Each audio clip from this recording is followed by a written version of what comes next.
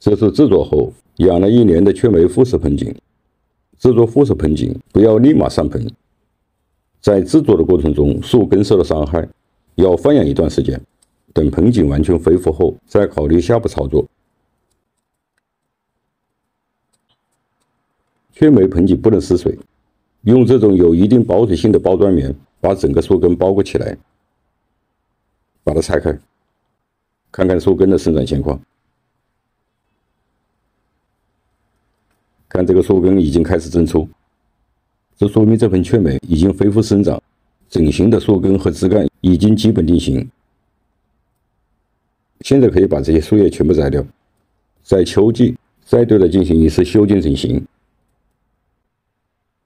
对雀梅复式盆景的制作，可以参照去年4月28号我发的这盆复式雀梅的操作视频。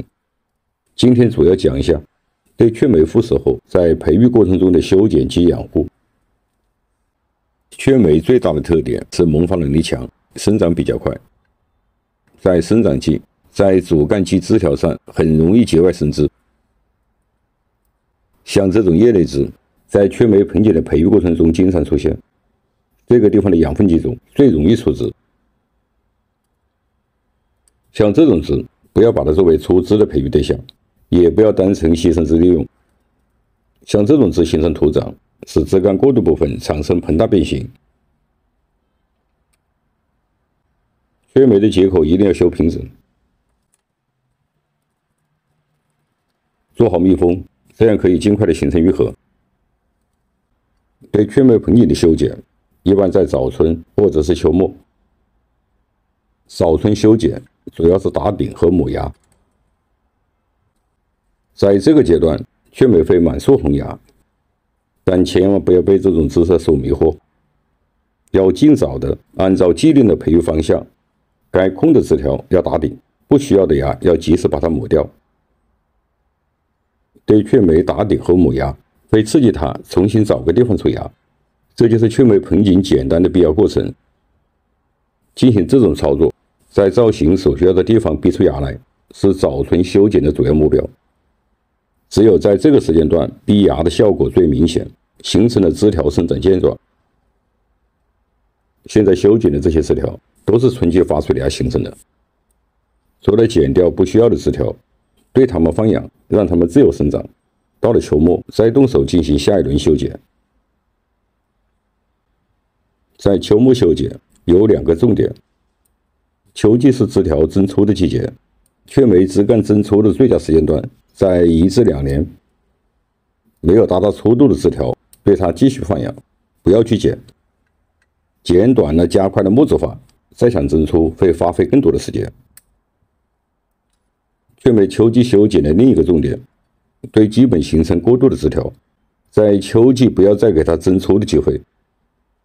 像这些枝条，把它们剪短，多留1到2个芽节，是防止在休眠期枝条失水干枯。在秋季的修剪整形中，只是应简单的吊拉定型。